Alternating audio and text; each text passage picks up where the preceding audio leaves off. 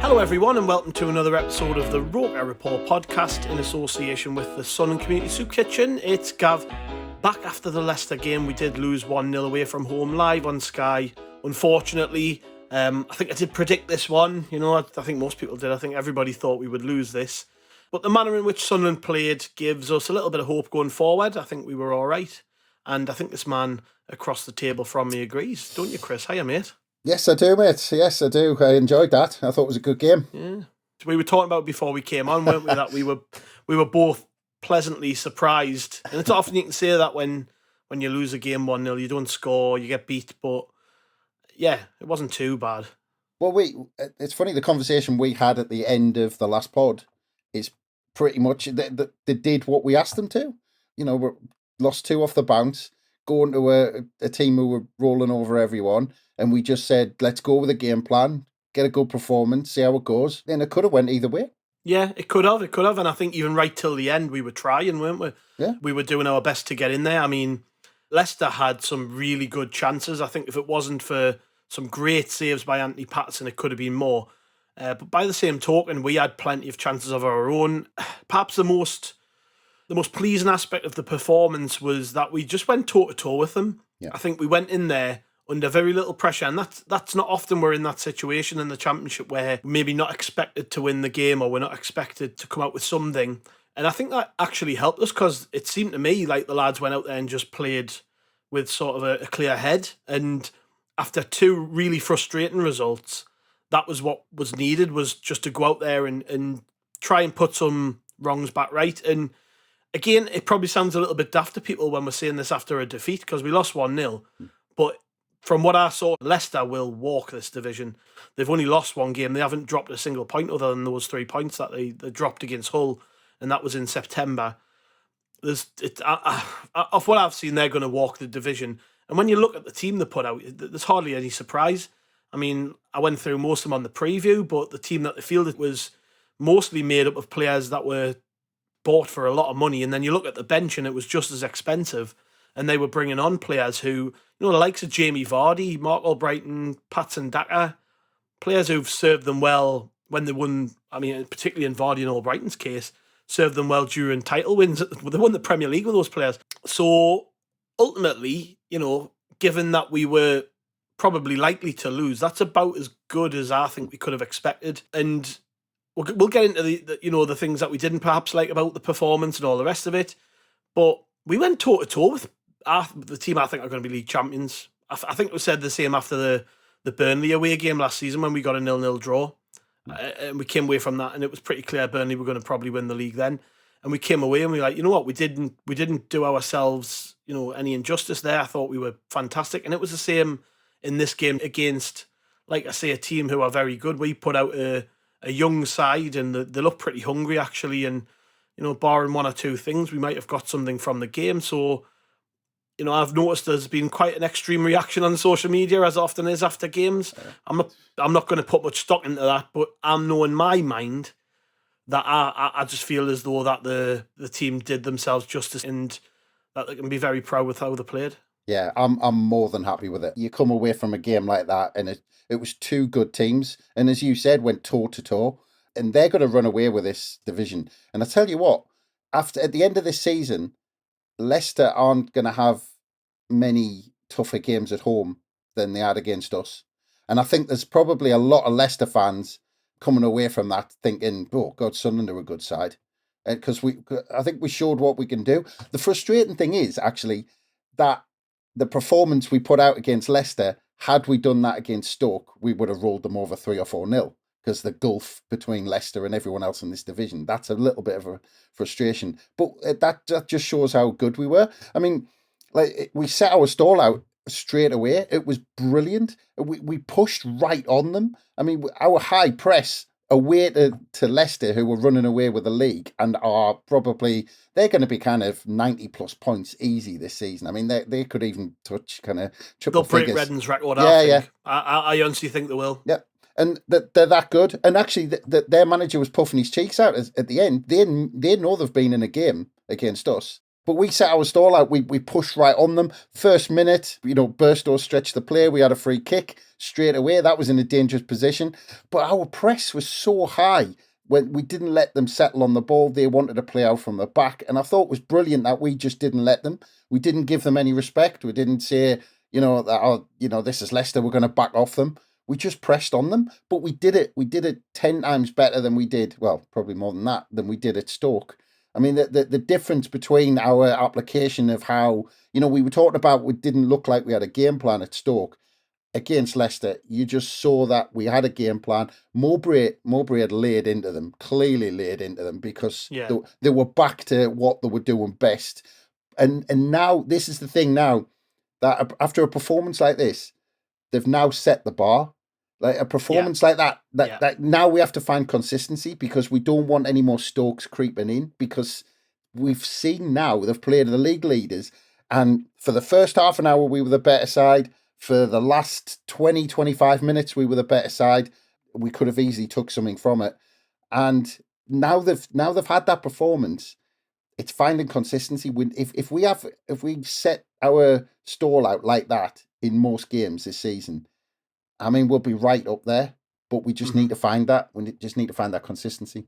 Yeah, I'll be honest, that really frustrated me, that we showed a level of application that was missing against Stoke. If we played at that, it's the application off the ball I'm talking about. Yeah. If we played with that intensity off the ball against Stoke, they wouldn't have been able to live with us. And that press would have ruined Stoke. I think that's what Mowbray's got to, coming out of this game, that's got to be his message to the players, is that if you play with that intensity when you haven't got the ball against every team in the division, they won't live with you. That was the best side in the division, the best possession team in the division, the most clinical team in the division, just comfortably the best side in the Championship, and we managed it against them. Now, if you can do that against everybody, there's no reason why you can't win more often than not. And I think it's, this little run of games has been a massive learning curve for these players, because they are, we do forget sometimes that this is a very young team who are learning on the job and making mistakes all the time, and they're not going to be perfect. But it's about how you come away from this now, because yes, we've lost a game of football, but the 30-odd games left of the season, and you took the words out of my mouth before when you said about setting the standard. This is the standard now for how Sunderland look out of shape. Yeah. When we haven't got the ball, when we're out of possession, this is how we set up. This is how we maraud around the pitch, and this is where we build a reputation, because everybody thinks we're a good football team, but nobody talks about what we're like out of possession, because we're not particularly great normally. And I think a big part of that, and I think this is a good place to sort of move into, was the reintroduction of Dan Neil. I thought he was absolutely brilliant. I think I've said this about him a few times this season, but it was like watching a Premier League player. I mean, there was plenty of Premier League players on their side, but if there was anybody who stood out as Premier League in Sunderland's team, it was Dan Neil. He was absolutely brilliant. And against, Harry Winks, who's an England international, and Dewsbury Hall, who is undoubtedly a Premier League player and probably could have got a move back to a really good team in the Premier League had he wanted to in the summer. Against two players like that, he didn't look out of place. He looked brilliant. Best player on the pitch. Best player on the pitch. I was going to say by a mile, but there were a few decent performances in Leicester's side. But I honestly think Dan Neil was the best player on the pitch. And you've got to remember as well, I mean, he was playing alongside Ekwa, but Ekwa's clearly not fit. I mean, he's playing alongside Ekwa, who's probably playing at 70% at most. So Dan Neil had to not only do his job, because there was times where Ekwa just couldn't follow his man. You could see he just, I don't know, he's just not there. He hasn't got that match fitness. In some ways, I mean, if he was still struggling at the weekend after the game, so Dan Neil not only had to do everything he was doing, but he had to help Ekwa alongside him as well. But he was brilliant, and the amount of runs he made going forward to stretch the play, I mean, it was absolutely brilliant, because at times that's one of our kind of downfalls, that we don't have enough forward runners stretching the play, especially if we only have one up front. And Dan Neil was doing that. The amount of times he kind of made kind of 30, 40-yard runs to get on the end of a more direct ball up top. But he was absolutely knackered at the end. You could tell. I mean, talking about putting a shift in. And he hadn't played for a couple of weeks either. So he's kind of... he was chomping at the bit to get on there. But he was brilliant. I think he was the best player on the pitch. Yeah, and we can't talk about good performances without mentioning Patterson, who I know I said before that he made a good few saves, but he got Sky's man of the match. I think they highlighted him 4 or 5 times, showing his highlights from the game. I think he made 4 or 5 really, really good saves to keep the score down. I think 2 in the first half, 2 in the second half that stand out. Patterson needed that, I think, because he's came under fire in the last few games from some fans for whatever reason. I'm not really sure why. I think generally he's pretty consistent, but it's not often he faces that many shots, is it? And I think maybe sometimes with goalkeepers that if they're not active, they can look a little bit daft when they've only got 1 or 2 things to do in a game. But Patterson was kept on his toes and he was brilliant. I think Niall Huggins owes him several pints because he pulled him out the shit twice, didn't he? With a couple of errors in the second half. But yeah, Patterson, brilliant. And like I say, he needed that. I thought what was interesting to me was given the way Leicester play, and like I said, we went toe to toe. Everything was starting from Patterson and starting from the defence. And again, people have been criticising his kicking, his passing, but I thought it was spot on. There wasn't anything he could have done better. I thought you're sticking your hand up, you're smiling. No, because the one where you're saying, where Huggins headed it back across goal. Yes. Well, yes, that was a bad pass. Yeah. Okay. That was the only one. That was the only one, to be fair. But there was one. But no, Patterson, I thought he had a good game. I thought the 2 centre-halves were fantastic. Yeah, brilliant. I mean, Ballard is always brilliant. O'Nine's another player who people have been picking out and criticising. I've seen a lot of people picking out about the goal because it was sort of the run from Justin started where O'Nine was. But given that we mark zonally, I think that was his area. If you watch towards the end of the sort of clip of the goal, he's actually holding on to Feist, the defender. So maybe that was his man. I don't know. But let's talk about the goal. It was a corner we gave away. I always gulp and sigh when we give away corners because we're just not great at defending them. And I put something on Twitter like, do we just stand around comparing cock sizes when practicing defending set pieces in training? Because I'm just not seeing improvement. It's just more of the same every time. You look around the pitch, we've got lads who can head a ball. We've got, I know they're pretty well stocked aerially, Leicester, but it's not just Leicester, it's every team.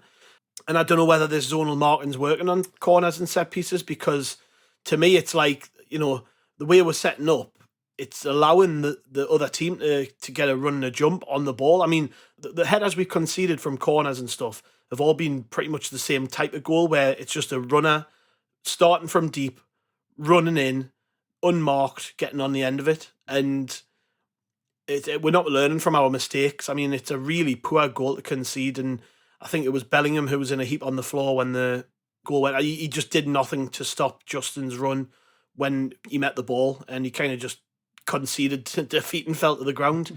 A really poor goal from us to concede, and I just don't know what else to say about it other than we really need to sort this out.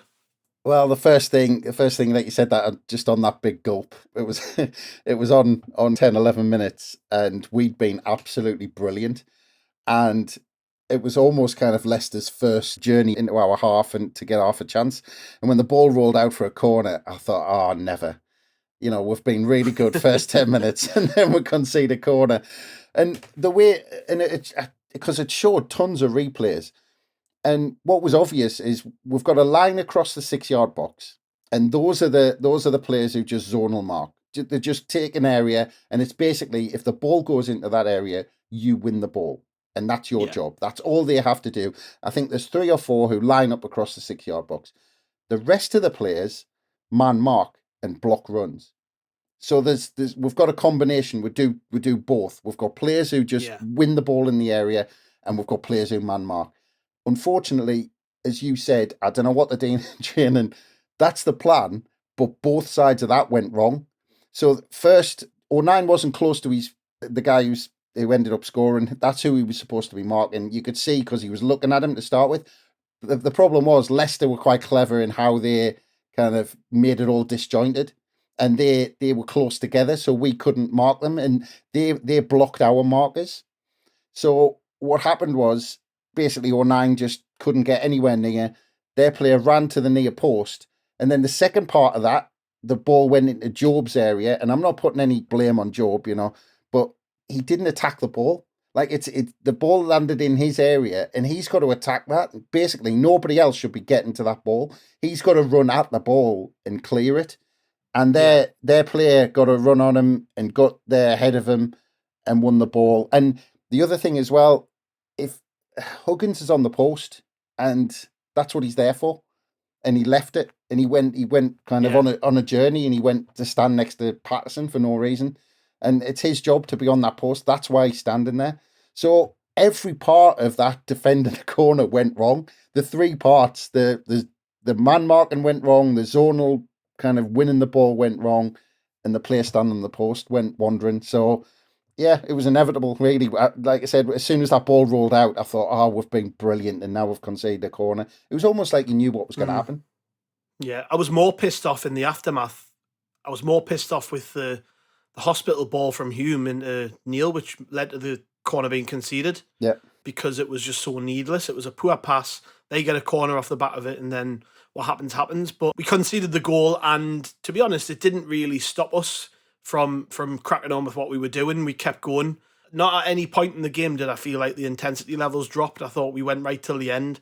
Carried on right through the first half. There were a bunch of chances for both teams. Like I said before, Patterson bailed us out. I think Mavididi hit the post.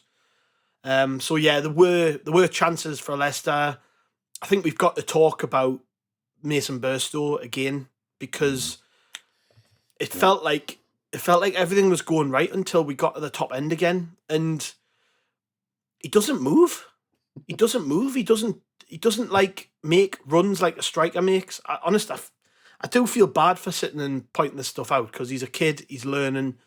We're not doing anybody any favours, especially young players, by digging them out. But I think he's had a lot of chances now to show what he can do. And I think a lot of people were pissed off with this after the game because it took so long to replace him in the game. I know he obviously came off after around 66, 67 minutes or whatever it was, but it took us ages to get a striker, and I think Hamia got 2 minutes at the end. We are very, very we're desperate now for somebody at the top end of the pitch to just do something, like show something. I think Mowbray likes my ender. I don't think he's too far away. I was listening to Nick Bonds on the radio the other night, and he gave the impression that from conversations he's had on and off the record with Mowbray, that he's absolutely desperate for my ender to be available, because he's the one he really likes. So it stuck us in a situation, because it was obvious at the weekend we needed to start with a striker. We didn't, and we were toothless up front. We started with a striker in this game. We were toothless up front in terms of we were getting around the box, and it was all the midfield players who were fashioning the chances. Like Dan Neil, he was basically playing like a centre forward when we were getting forward. He was getting involved deep and then making runs like a striker makes, whilst Burstow, he'd done nothing. I know he was up against, some really experienced defenders, Premier League defenders, international players too. So it's hard to stand out against them, but he didn't give them any problems. There was no runs in behind. He wasn't backing into them when the ball was coming up to make them sort of wrestle with him and win free kicks, and just making a nuisance. He doesn't even make a nuisance of himself. Like if you can't be like a goal scoring striker, you've got to offer something to the team, haven't you? And I think I can only really think of one occasion where he's done that. I think it was Sheffield away. Sheffield are probably the worst team in the division. And that's the only time I've seen him play where like a proper centre forward. Other than that, he's really, really struggled. So when I look at the fact that we didn't score despite having so much of the ball and looking so good on the ball, I've got to put some of that down to the fact that the centre forward isn't making runs that are going to get him into goal scoring positions. I don't think the wide players and midfielders trust him, which is maybe why when, let's say, Dan Neil's picking the ball up towards the right-hand side of the pitch, it's going to Roberts. Roberts is cutting inside and it's going back across the box and not into sort of the penalty spot or the back post, because they're not expecting him to make runs into areas where it can be dangerous. I think there's a clear disjoint there between the rest of the team and Burstow, and the fact that he hasn't gained the trust. And what Mowbray does about that, I don't know. I think he's just got to hope that my ender, after this Norwich game that's coming up, is going to be available for selection, because he clearly doesn't trust Semedo. He's already said the language issue with Rusin is a problem, and it kind of leaves you with just either playing Burstow or not playing with a striker. And either way, it feels like he can't really win because it's just not working. We've had enough games now which give us enough of a sort of example of what's going on. And I just don't think Burstow was the answer, unfortunately. Yeah, you talk about that trust issue. There was a big sign of that before Leicester scored. It was just a few minutes before they scored, and it was our big chance to open the scoring when there was a cracking move down the right hand side, and actually Luke O'Nien overlapped down the right hand side from centre half, and he played a cracking ball across the box, and Burstow almost got on the end of that, but then it went to Clark. I don't know if you remember, and then Clark he had the opportunity to just slide it inside to Burstow, but it's this trust thing, and I think you're right. I think there is an element of that. Clark ended up trying a shot rather than just sliding it across the box to Burstow. And yeah, I mean, the problem is when a striker doesn't score, it's all about contributing and doing everything else. And you hear managers all the time say, "Oh well, I don't mind if he doesn't score because he's making such a big contribution to the team." But unfortunately, he's not. Like, he's not doing the simple stuff right. Like the amount of times the ball was played up to him and it didn't stick, or he, like you said, he didn't just win a free kick, or he didn't turn them because he's got some pace. He didn't turn and go and like get us 20, 30 yards further up the pitch. So at the minute, he's not really contributing that much to anything. He's not getting involved in the moves. He's not kind of getting on the end of things. He's not holding it up. And again, we can maybe come back to how we're playing because, Patrick Roberts, he had a lot of opportunities to pick a pass out and he took 2 or 3 touches too many. He kept doing it. I'm getting really frustrated. Yeah, with him. he kept doing it time and time again, and it was getting frustrating that you were thinking pass it, and then in the end they kind of got us on the break because he kept losing the ball. But yeah, I mean, there was one good example around the half hour where Burstow, I think, did what he likes doing, and it nearly came off. He came short and played the ball back. I think it must have been to Dan Neil, and he turned and he was on his bike in behind. It was like a little 1-2, and he was on his bike in behind. Unfortunately, the ball was a little bit too hard, and it kind of rolled through the keeper. Yeah, but it was almost a flash of, if he can do something, like to do it like that and to play off somebody, he wants to be on his bike and in behind. But the problem is we only saw a little flash of it and we're not seeing it enough. I mean, put it this way, we've gone away from home and we've had, against the league leaders, as we've said, and we've had more shots than them on goal in the game, and we haven't put anything away and we haven't scored. And, that's a big sign. And actually, we're not talking about a striker who, when we're talking about a striker out of form, you think, oh, well, he's missing lots of chances. Unfortunately, he's not even doing that. He's not getting the chances. Mm-hmm. He's not getting in the position to even get on the end of things. So, yeah, it's not working at the minute. I don't know whether there's a change in the system, if he's going to keep playing him. Roosen, it's bizarre that Roosen didn't get on. We'll come on to that. But Hamia coming on for 2 minutes made no sense. But I don't know. We'll see. I don't know what it's going to take for it to make it work. I mean, we talked about Gellard last season. I mean, we're having the same conversations now with Burstow, aren't we? Yeah. The only difference I would say between those two situations is that at least Gellard used to drop in and get on the ball. And I was not a Gellard fan at all. But even he offered more than what Burstow is at the minute. To be honest, I get big Ashley Fletcher vibes from him. It just reminds us, like, young player on loan up front who looks the part, but like he isn't. And there's just something missing there in terms of mobility. Fletcher used to do that. He would just stand up there for a whole game and not touch the ball. And to be honest, Charlie Wyke for a long time was like that. And then he had that one season where he scored for fun. But I was trying to wrap my head around this earlier, and it was funny because I was listening to TalkSport and they had René Moulenstein on, who was I think he was Alex Ferguson's assistant for a bit and was at Man U for quite a few years. And then I think he went on to manage Fulham, didn't he? And he was on talking about some of the problems Man U were having up front. And I think it was Jim White asked something along the lines of, why is it that Højlund's not getting the goals for Manchester United despite this, big money move and all that? And the way he pinpointed that was, Rashford and Antony both create chances, but they create them for themselves. They don't create them for anybody else. And what that means is that your centre forward then starts wondering, well, I need to get into the game, and he starts popping up all over the pitch doing different things. And the more I think about it, the more I wonder, because, and we mentioned, to be honest, we mentioned this before, we just kind of got used to playing without a striker.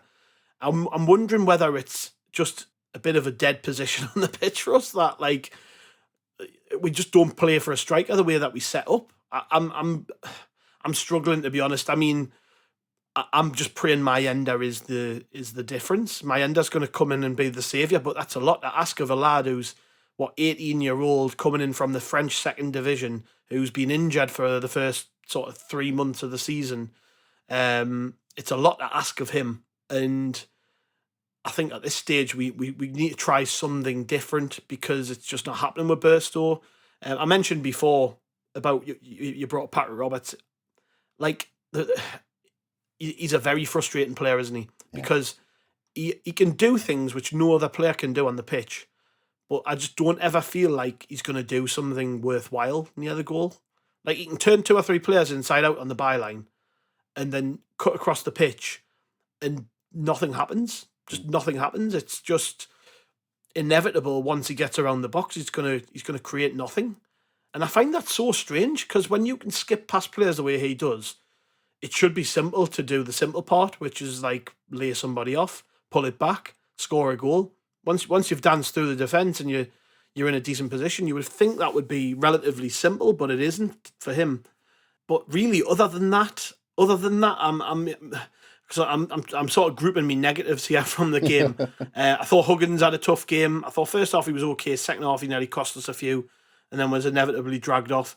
But sort of other than Huggins' performance, Roberts at times was great and poor in equal measure, and just Burstow's whole performance, really everything was pretty decent. Other than that, obviously it wasn't good enough for us to get what we needed from the game. But at the same time, if Roberts had actually been on it, if Burstow had done more than just chase down dead space like a headless chicken, 'cause that's really all he did. He did press from the front, but he never looked like winning the ball, ever. If we could have maybe just had a couple of different things going on there, we might have got something, and that's where I think a lot of the frustration from people is coming from, because Russo never got on the pitch. You mentioned it before. I was thinking sort of 20 minutes into the game, if all you wanted was somebody to run at defenders and then get in behind, surely he would have been the better option. I mean, I'm not saying he would have been able to challenge for headers against those 2 defenders, but those moments when we were winning the ball back and trying to get on the counter-attack and on the transition, surely like a striker who moves between the lines and gets in behind is a better option than somebody who's pretty static and just runs through the middle. Yeah, it didn't make much sense. I mean, but kind of back to your point about Roberts and Clark and kind of that kind of creating chances aspect, because we've said before that we've now tried. You could almost argue we've tried three, maybe 4 strikers, and we seem to be having the same problems. And are we blaming the strikers, or are we blaming how we create chances? So it's kind of working that problem out. But you're right about Roberts. I mean, looking down at my notes, kind of, I've got notes saying he was frustrating, and the only thing he did where he kind of nearly produced something was that where there was a ball through and he almost dribbled through with about half an hour to go.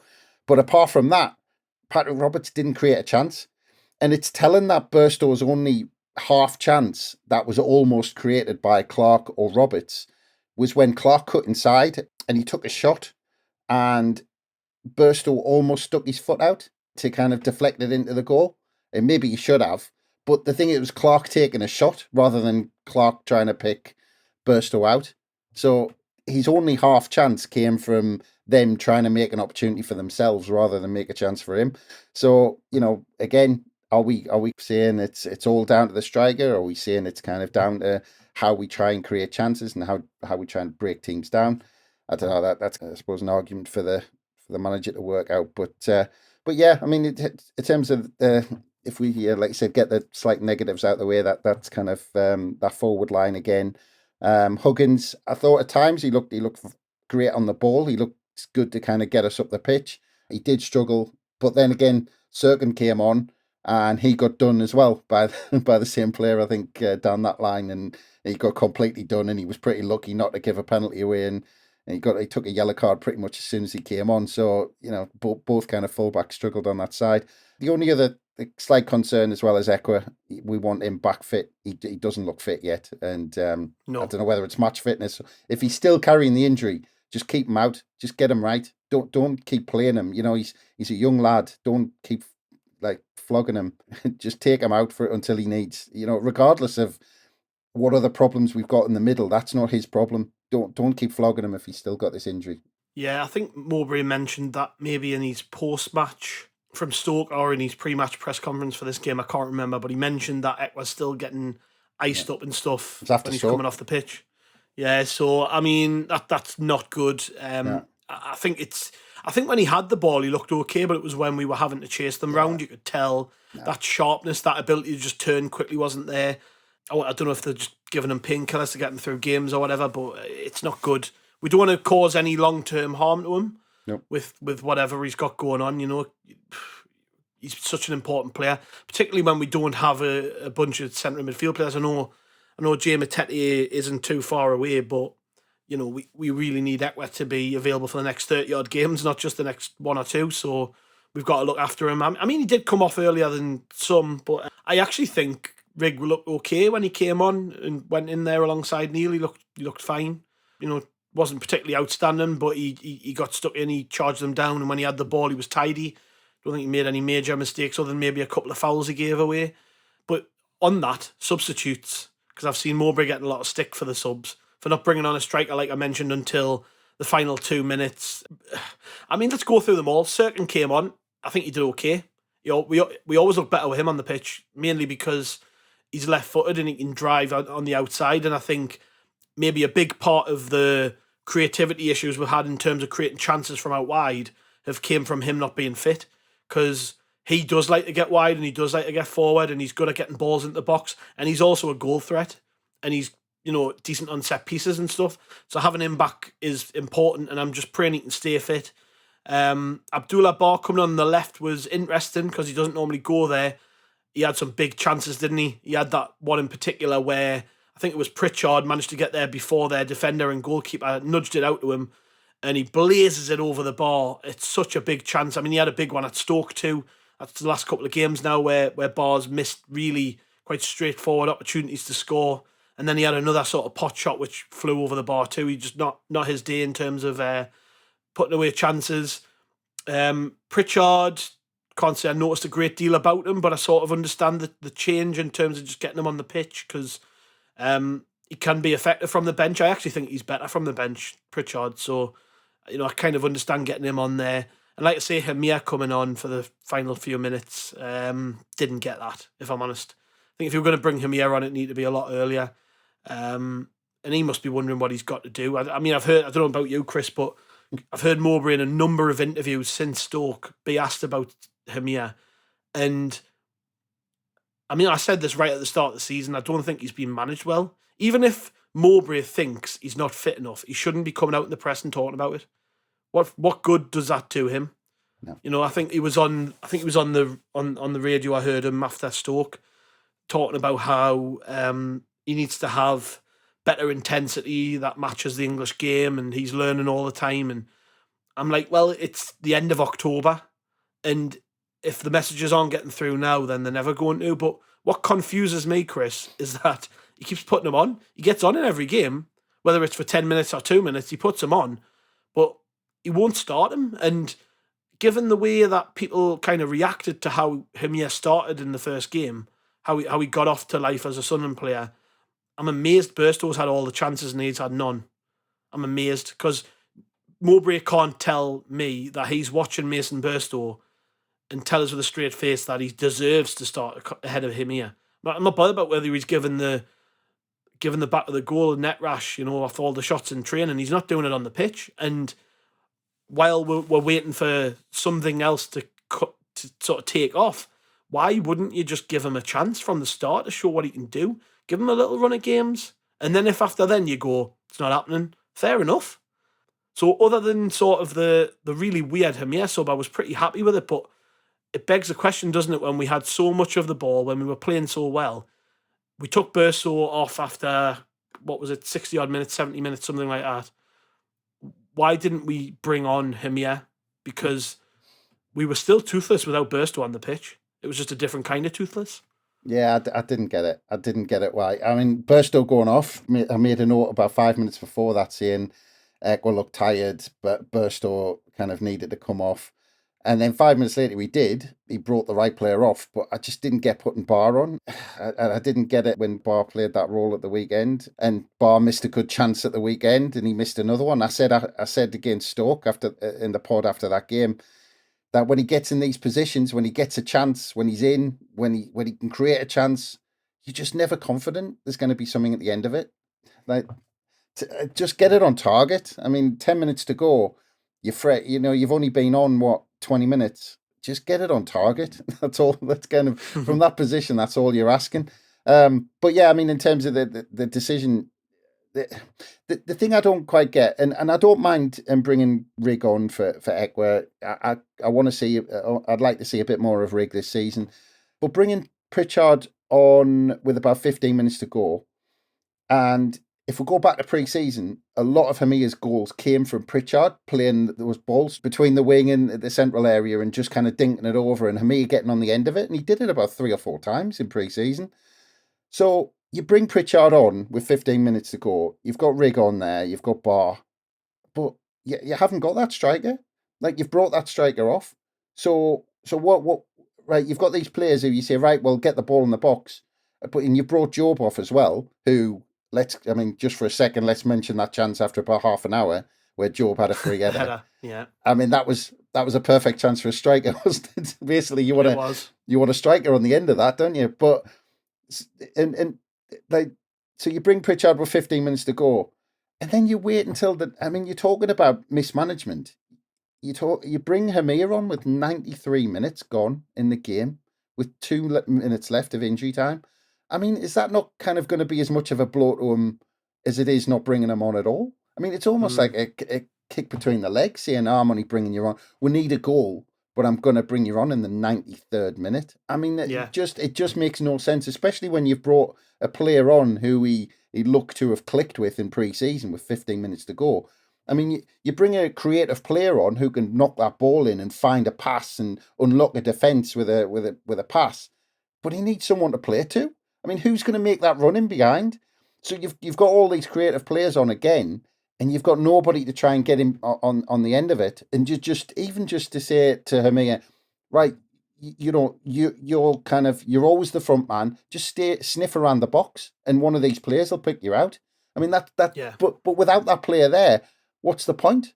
It's like, you're trying to carve them open again, and like I said, it wasn't coming off for 90 minutes really in terms of kind of playing through them. But these are kind of things we can work on and kind of to get right, and didn't quite go well. But we're kind of getting away from the performance itself, because we need to keep coming back to the fact that it was a really good performance. Yeah. There was just some things that didn't make sense in there. Yeah, mainly tactical things for me. Moving Clark through the middle, has that ever worked? Putting Jack Clark through the middle? He was looking good out wide. He was looking good. Yeah. And the thing is as well, when he brought Sirkin on, he had a partner to go on the overlap.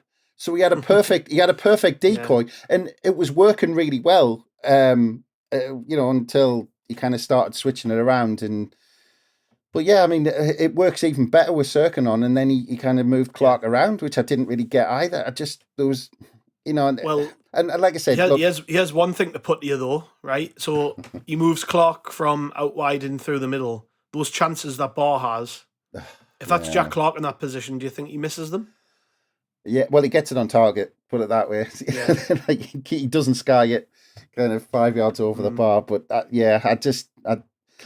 it was one of them. 10 minutes to go. I mean, that could have gotten us a point. I was absolutely gutted at that one, but I was more gutted actually because I think the lads deserved something out of that. Yeah.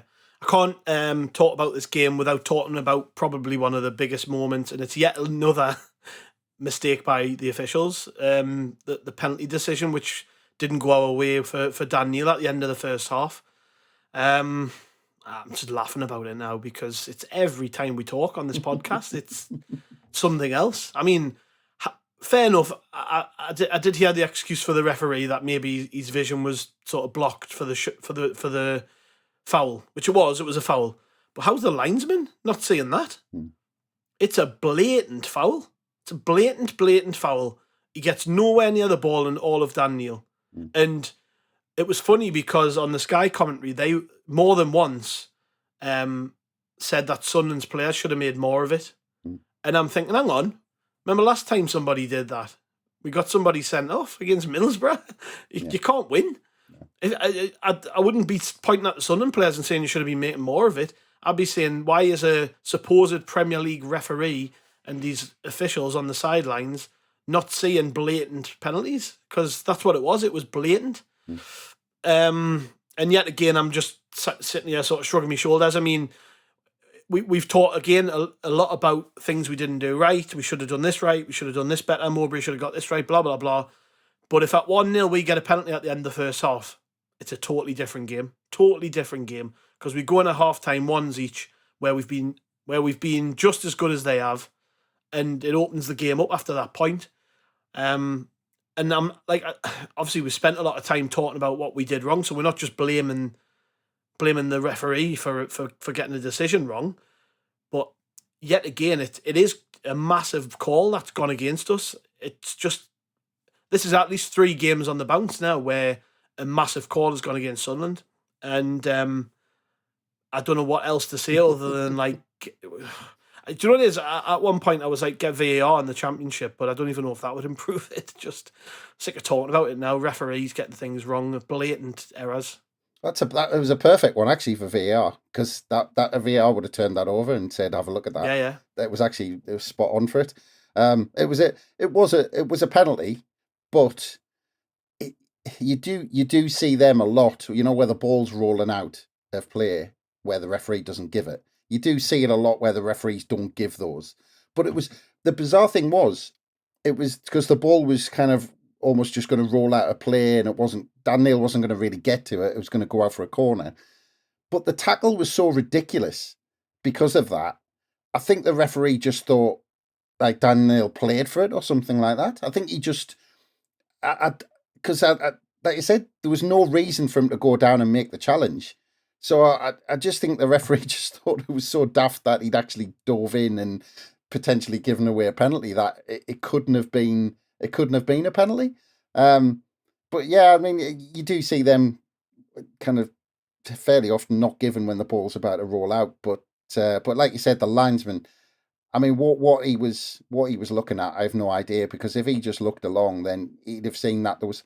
And actually, Dan Neil turned round, and he was just, and he actually turned round to the defender. I can't remember who it was, but he turned round and said, he basically said, you made no contact with the ball. He just chopped him down. there was zero. He didn't get any touch on the ball. So how's it not a penalty? But yeah, I mean, we should maybe start swearing at the refs again, see if that works. I mean, we've tried. Look, if you're going to try both and neither work, you might as well just swear at them anyway. Yeah, get out. I mean, Keith Stroud, it's not the first time he's had a stinker for us, like, in the last couple of years. So I just think we're one of them teams who get none of the big calls from these referees. To be fair, I thought he actually refereed the game fairly well in general. But he just made a howler there. He just their fans weren't happy with him, were they? No, well, when you talked about Ballard and 09 earlier, they were brilliant. I mean, they were so physical with their strikers, because they kind of played that like almost 2 up front. And 09 and Ballard were so physical with them. But I thought the referee dealt with that really well, because he dealt with it almost in an old-fashioned way. It was like, get on with it. You know, like, it's a tough game. Ballard and 09 just kind of wouldn't let them pass. They were kind of, you know, just chucking them to one side, and the referee wasn't giving them anything. So I think in general, the referee did all right. He just got that one wrong. Yeah. So then, pretty decent performance, all things considered. And we, to be honest, if you gauge the tone of the podcast, you would have thought we'd at least drawn it, because we've been pretty upbeat about things. But like we said on the pod before this one, like, we weren't. I mean, even in private, I've been saying to people, there's no way we win this game. They're just too good. Leicester's record so far this season is ridiculous. The best ever start a team has made since the Championship rebranded in 2004. I think they're on course to beat Reading's points record. Just such a good squad, well coached. I think if this team that they've got now was in the Premier League under this manager, they wouldn't even be near the bottom three in the Premier League. I think they'd be sort of floating around the top end of the lower half of the table. They're a good team, and you've got to take something from it. We've got a decent run of fixtures coming up now, where we can get something from them, and I'm just glad we didn't get battered. I'm glad it wasn't like the Borough game where we had it run away from us, and then the sort of disappointment of the Stoke performance. I'm glad that we can come out of this with our heads held high and go into the next run of games feeling a little bit more positive, because I was looking before it. We've got Norwich on Saturday. Their recent form isn't great. They got beat off Middlesbrough in the last game, they then lost to Leeds, which I think they might have been winning 2-0 in that game. They were 2-0 up and got beat 3-2 against Leeds with a last-minute goal. Drew with Coventry, and Coventry aren't great this year. They got beat off Swansea. Swansea have had a pretty naff start of the season. They beat Birmingham on the 30th of September, lost in the Cup against Fulham before that. They got battered off Plymouth 6-2 in the game before that. And then they lost to Leicester, which was the start of this little run of defeats and stuff. Actually, they beat Stoke 1-0, and then the game before that, they got beat off Rotherham. So Norwich aren't in a particularly great place at the minute. They concede a lot of goals, and I think they're going to be a tough game because, you look at the team and it's still decent. They've got a canny team on paper, and they've got some good players in that side. Like Gabriel Sara, Rowe, the winger, who's getting a lot of attention at the minute. They've got some good players, but at the same time, after the way we've just played against Leicester, I think we should be confident going into this game. I think we should sort of be expecting to win it, because there was nothing. Mowbray's not going to come away from that game and slaughter them. He's probably going to come away from it and try and highlight all the good things they did and try and carry some positive momentum. And you would like to think with, a couple of days training before the next game, that they'll train well, maybe have a couple of players back fit. Hopefully Serkin's going to be available for selection to start, and we'll field a decent enough side to beat them at Stadium Light on Saturday. Definitely. We should have loads of confidence, because we've gone to the league leaders. Like we've said quite a few times, a team that's going to run away with this league. We've gone there, and for long periods of this game, we've been the better team. Started off the better team, goal against the run of play. Last 20 minutes, it was mainly just us trying to put them under pressure. Leicester know they've been in a game. And for certain aspects of the game, the plan that Mowbray put in place, like we said earlier, they've set the bar for things like the high press for when we're out of possession. And to go to a team like Leicester, to have the most shots, to have a performance like we did, and we're still picking things out that we can improve on, not just the players themselves, individual players, but the kind of the patterns of play and decisions from Mowbray. There's lots of things we can improve on, and yet, like I said, we've come away almost disappointed we didn't get anything from Leicester away. So we should be going into this Norwich game looking at 3 points, but we should most games, because we say time and time again that all these games are about us. It's how we turn up. If the Sunderland who went to Leicester turn up against Norwich, we'll roll them over. If we turn up like we did with the mindset as we did when we went to Stoke, it's going to be a tough afternoon. Just looking at Norwich as well, their away form, they've only won one this season away from home. They've lost half of their games so far. They've also conceded the most in the league away from home. And I think only Leicester have scored more than them away from home. So they're a really strange team away. But if they concede a lot and score a lot, in theory, it could play into our hands if they kind of push out and don't just sit with two banks of four, which we really hate playing against at home. So unless they change their tactics and they try and just stop us, it could be a bit of an open game, which hopefully should play into our hands. Yes, fingers crossed. What you're predicting is going to happen then? Do you think we're going to get back to winning ways? Yes, we didn't. I think last season we didn't lose we only lost 3 off the bounce once, and that came in kind of February, March, I think.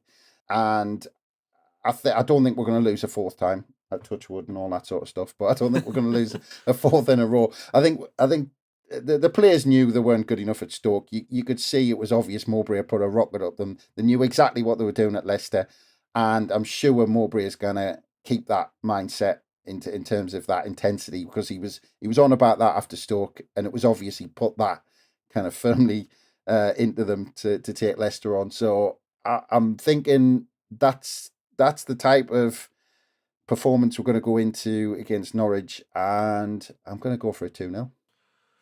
Yeah, I'll agree with you 2-0.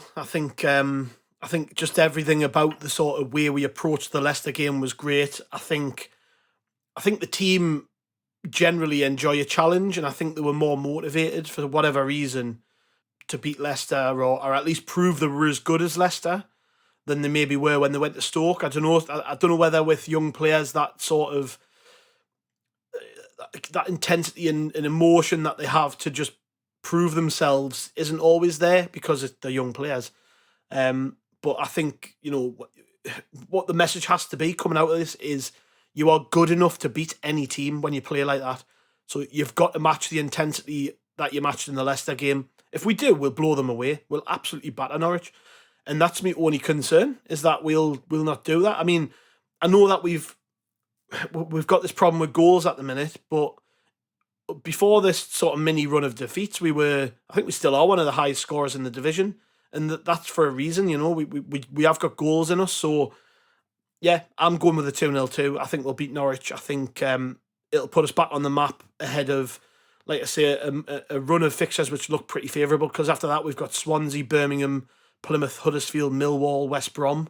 I mean, that's a good chance to pick up a lot of points, but we have to just get this monkey off our backs, so to speak, in terms of having lost 3 games. And, I would take a 1-0. I would take anything. I would just, as long as we get the 3 points. But I actually think we'll play with a bit of style, and this will be a bit of a return to the way we started the season with the good performances and results following in the goals and stuff. So yeah, I'm going with you 2-0.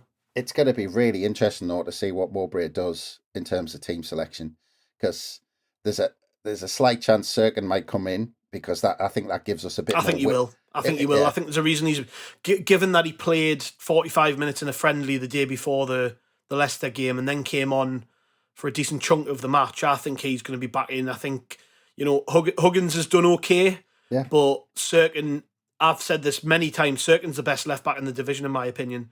And we just need him to stay fit. That's the problem. It just gives us a different dynamic with a left footer out on the left, totally and does. it completely changes how we play on that left hand side. It gives Clark a mate, basically a decoy, so he can cut inside, or he can slip Serkin in. And it's some of the runs Serkin makes are brilliant. I mean, and I've liked that Huggins is getting a chance. It's just he's too right-footed. He needs to cut back all the time, and it just kind of stunts our play. But the big one's going to be up front. I mean, what does he do with Burstow? I mean, he's thrown him back in, and it hasn't worked again. I mean, can he go with it again? I mean, I'd be amazed. No, I mean, no. I can honestly see, even though he didn't get on, I can honestly see Roosen getting in. Yes, that would be what I'd do. I mean, that's the obvious one. There's been green shoots there with sort of Roosen when I think about just the way he plays, and I mean, what has he got to lose trying it? Because it's not working with Burstow. Roosen, at his last club, was the 3rd top scorer in the Ukrainian league, which, yes, I know it's not the championship, but he scores goals. He's proven it at another club. He's played, even earlier in his career, was playing in the Champions League, and has just received a call up to his national team to play for Ukraine. Now, there's something clearly there. He's a little bit older than the other strikers we've got. He's played games now for, 6-7 years, playing regularly. Last season played 40-odd games or whatever it was. So it's not like it's not the same to me as Burstow or Hermia, where the kids just making their first sort of forays into football. Like, Roosen's played before, and he goes on about this language barrier, but that's never been a problem ever, in as far as I can tell with footballers, right the way through football. Players. Good players just step in and know what to do, and know what runs to make, and they just know what to do. So, I mean, he mentioned in his press conference before the Leicester game, at some point he will just chuck them in, but he doesn't know when. Yeah. I think he's got to. Well, that's the obvious change he could make, but I don't think he's going to do it. I think what he'll do is I think he'll bring Pritchard back in and he'll play Job up front. Yeah, well, We'll I mean, see. it's We'll worked, see. but I just don't think that really resolves anything. We No. need to find a solution with the. We've got all these strikers, and we need to find one of them which is decent. Yeah, well, basically, we're a 15, 20 goal scorer away from pushing for the top two, and now that we're missing it, we're going to be kind of fighting out for the top six. That's basically the difference. If we had a 20 goal a season striker, we're pushing for them top two positions. Without it, we're on the brink of getting in that top six. Yeah, well, we'll be back with a review show after the Norwich game, of course. The games are coming thick and fast, so we're not going anywhere. Don't forget, you have to buy our book. This is a demand that I'm making on you all. Head across to the Love Supreme merchandise website where you'll be able to find SAFC 365. It's out now. Most people have got their copies. We've had loads of really, really positive reaction to it. People telling us just how much they've enjoyed the book, which is great. Don't forget that it's £10, but all of the profit goes to the Sunderland Community Soup Kitchen. So not only do you get a cracking book, you also help out the Community Soup Kitchen with a bit of cash, which all goes to a very special place, as we know. And we're going to be really pushing this towards Christmas too, because when Christmas rolls around, if you're anything like me and there's a hard to buy for relative in the family, I'm always scrambling around to find out something that I can get them, which I think they're going to enjoy. And having read the book, I can assure you that it's worth every single penny. And you know what it is, Chris? I do all the talking on these little book plugs, but I think you should tell people why they should buy it, because you, of course, wrote most of it and edited most of it.